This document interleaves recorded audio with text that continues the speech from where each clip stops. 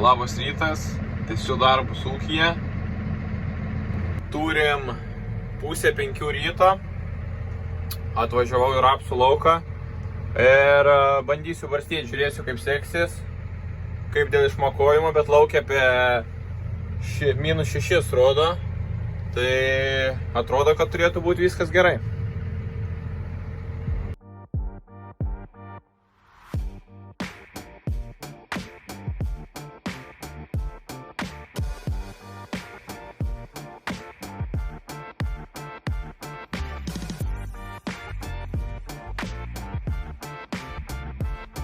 Prašvyto, tai sekas ganėtinai neblogai, per porą valandų 7 hektarų padariau, tai iki kokios 9-10 pabarstysiu.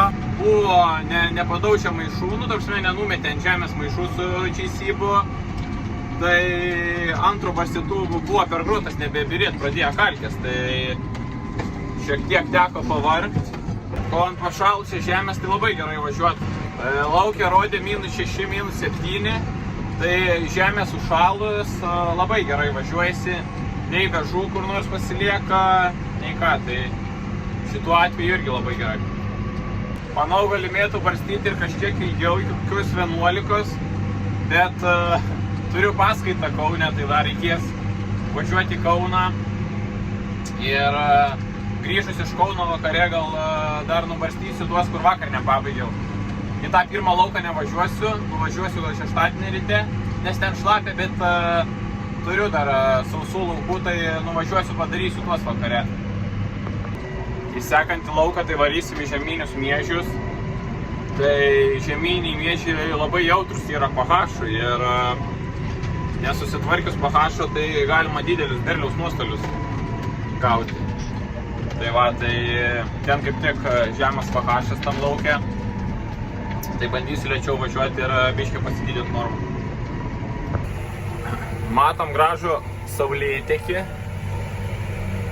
dariu 300 dabar pagal anuos skaičiavimus, ta prasme pagal kur bėriau po 205, tai išsibėrė labai gerai.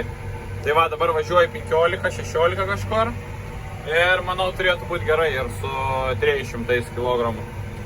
Dėl miežių auginimo, tai mes juos jau kelis metus auginam, gal 3 ar 4 metai. Bet šiaip tik vienais metais buvo išėję gerai užauginti, nes gerai peržiemojo. O buvo paskutiniai 2 metai, tai vieną kartą, realiai abu kartus išrūto. Bet vieną kartą, manau, dėl per didelės normos sėjimo ir laiko gal kažkiek per anksti, o kitą kartą tai buvo labai negiliai pasėta ir tiesiog iškėlė šaknis šaltis. Tai šiemet kaip ir neblogai žemyniai miežiai atrodo, tai reikia tikėtis, viskas bus gerai šiais metais, nes pirmais metais, kaip auginam, mums ir pasisekė tada. Ir tą datą pritaikyti sėjimą, nes dabar šiltėja rudenis ir paprasčiausiai sunku atitaikyti, kada ten pasėti ir tą normą. Tai va, geriau biškį vėliau ir užtenka ten jie įsikrūmyje, viskas ten tvarkoj būna. Šiais metais sėjam labai mažą normą. Tai va, tai kaip ir neblogai atrodo. Aišku, pagrūžuose, kur susidvigubinė yra kažkiek pašutimų, bet visai neblogai. Anksčiau labai geras dalykas būdavo ekologinės akėčios prabrauk per žemynius miežius. Bet kai pradėjom taikyti striptil technologiją, tai likdavo iš po kitos kultūros augalinių liekanų ir paprasčiausiai pradėdavo kišti akėčias. Tai tiesiog teko atsisakyti akėčių. Ir aišku, būdavo labai geras dalykas, tai išbert birės trąšas ir su jom užvažiuoti. Pravažiuoti su ekologiniam akėčiom. Nes tada nei trąšų nuostoliai, nei ką, trąšas į žemę iškart įsiterpia ir labai geras variantas gaunasi. Kalbant dar apie ekologinės akėčias, tai barstydavom paukščių mėšlą ir nu, su barstytuvu, mėšlo kratytuvu, kur su lėkštėm yra plačiai skleidžia. Išbarstydavom ant pasėlių paukščių mėšlo po 2 tonas, kažkur iki 2 tonų. Ir tada irgi suvažiuodavom su ekologiniam akėčiam. Tai irgi labai geras efektas būdavo. Nes jeigu taip išbarstant po 2 tonas, tai labai daug išgaruoja mėšlo. Ir mažas efektas gaunasi. Taikant striptylo technologiją, tai nebent su rotaciniam akėčiam būtų variantas važiuoti. Ir dar galimėtų pasinaudoti pabirų sudaiginimui rotacinės akėčias. Manau, neblogas variantas, bet jų kaina gan didelė. O jeigu didelį plotį perkant, tai iš vis kaina išbrangsta. Bet manau, variantas būtų visai neblogas. Dar kalbant apie miežius, tai kas dar dažnai su jais, kad jie lieka kitiem metam kitoj kultūrai. Tai tarkim, nu, dažniausiai po jų sėjam rapsą, tai visai neblogai, ten susitvarkam su herbicidais. Bet vis tiek būna lieka koks vienas kitas, tada kūlėsi rapsas, jis nepatenka į bunkerį, tada tuos miežius išpučia prasūbinę. Ir gaunasi taip, kad vėl jie pasisėja, tada pasėjam kviečius, jau su kviečiais gaunasi mišrainė. Tai čia yra minusas visai nemažas, bet labiau įsinaudoja kombainas, pasiskirsto darbai, anksti javapjūtė prasideda. Rapsui labai gerai spėjam susidaiginti pabiras, tai turim laukuose tokių vietų, tai čia nelysim, apsuksiu biškį, kad paskui neprisidaryt bajerių. Laukuose turim nemažai durpynų, tai su jais iš tikrųjų yra vargas. Nes nežinom nei ką auginti, nei ką sėt, nes vis tiek nieko neužauginam. Ar jūs pasiruošę pažiūrėt, kaip pravažiuojam balą? Ai, tiek to, gal kitą kartą. Gali paskui būti bėdelių.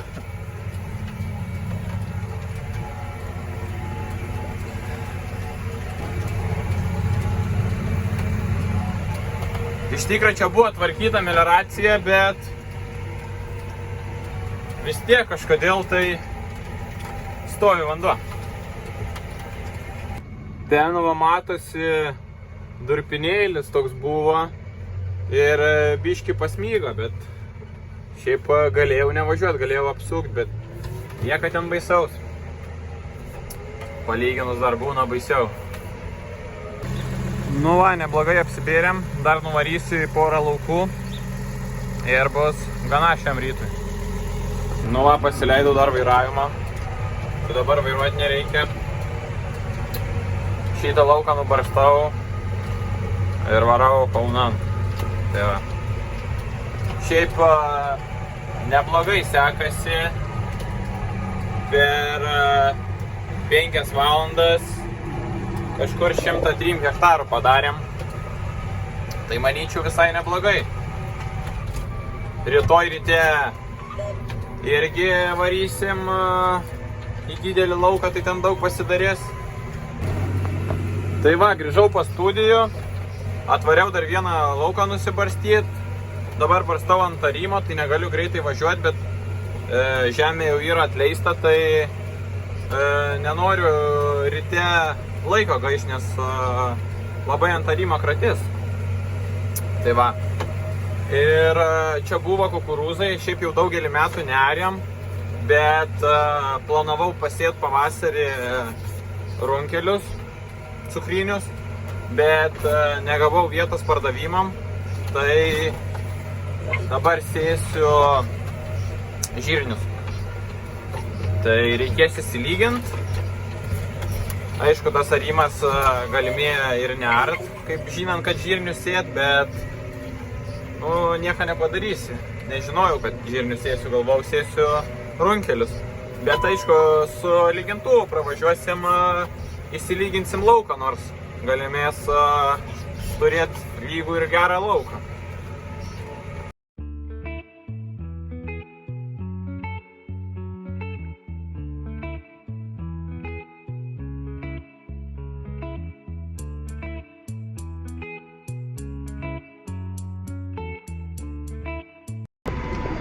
Nu va, nusibėriau arimus, tai šiandien subarstymų bus viena.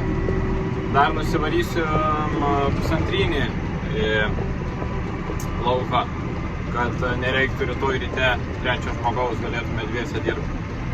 Tai va, ir bandysim tada rytoj važiuoti vėl ant pašalusios žemės.